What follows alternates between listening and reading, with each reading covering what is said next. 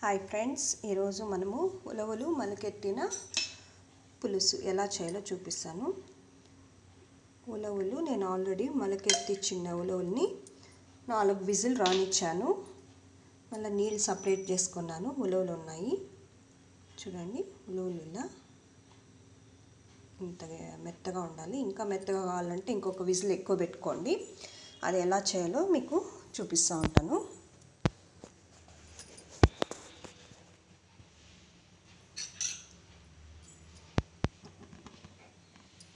ఒక 2 స్పూన్లు ఆయిల్ పెట్టి బాండ్లీ పెట్టుకోవాలి. అందులోకి కాస్తంత ఆవాలు వేసుకోవాలి.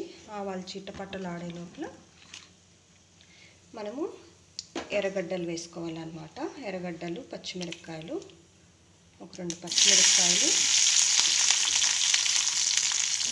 కాస్తంత ఎర్రగడ్డలు కాస్త ఎక్కువ వేసుకోవాలా. ఎందుకొని మళ్ళీ చెప్తాను మీకు.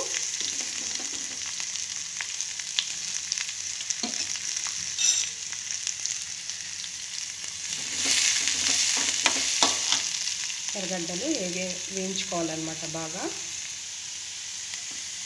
కాస్త ఉప్పు వేసుకుంటాం, తొందరగా వేగుతుంది.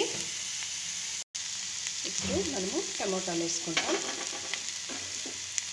టమోటాలు, కరివేపాకు 2 వేసి మగ్గించుకుంటాం.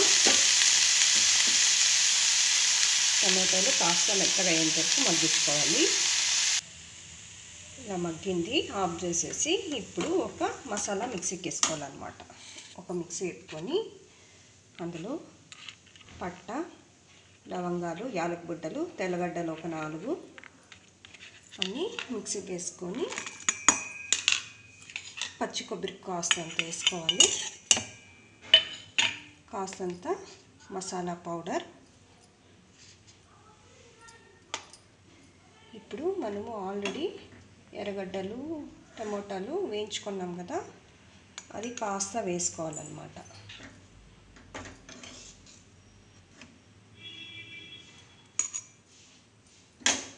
అది కాస్త వేసుకోవాలి.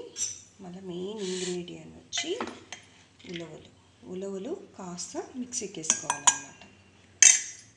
మళ్ళీ చింతపండు నానబెట్టుకున్నాను, అది కాస్త వేసి ఇప్పుడు నీళ్ళు పోసి నున్నగా పేస్ట్ చేసుకోవాలన్నమాట. మనము ఇదే కుక్కర్లోనే చేసుకుంటాము.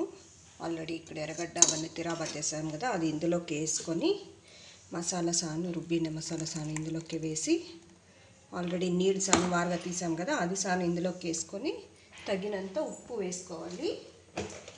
నేను ఉలవలు ఉడకపెట్టేటప్పుడు ఉప్పు వేసాను, ఎర్రగడ్డలు వేయించేటప్పుడు కాస్త ఉప్పు వేసాను. చూసుకొని ఉప్పు మీకు రుచికి తగినంత ఉప్పు వేసుకొని బాగా ఉడకనివ్వాలి. ఇలా వాటర్ వేసి కాస్త మరిగేంత వరకు అలాగే పెట్టుకోవాలి. మీ థిక్నెస్ ఎలా కావాలంటే అలా, నీళ్ళగా కావాలంటే నీళ్ళగా, కొంచెం థిక్నెస్గా కావాలంటే థిక్నెస్గా. ఇది ఇలా ఉంది కదా, కాసేపు ఉడికినాక ఇంకా గట్టొస్తుందన్నమాట. చూడండి, ఉడుకుతుంది, మధ్యలోనే ఉడుకుతుంది కాబట్టి నాకు ఉప్పు కారం అంతా సరిపోయినట్లే. మీకు ఏదన్నా తక్కువ ఉంది అనిపిస్తే ఈ స్టేజ్లో వేసి మిక్స్ చేసుకోవచ్చు అన్నమాట. సంగటికి చాలా బాగుంటుంది. చివర్లో కొత్తిమీర వేసి మనము ఆఫ్ చేసుకుంటే మన ఉలవల కూర రెడీ. మొలకెత్తిన ఉలవల కూర రెడీ. నచ్చితే లైక్ చేయండి, షేర్ చేయండి, సబ్స్క్రైబ్ చేసుకునేది మర్చిపోవద్దండి ఫ్రెండ్స్, ప్లీజ్.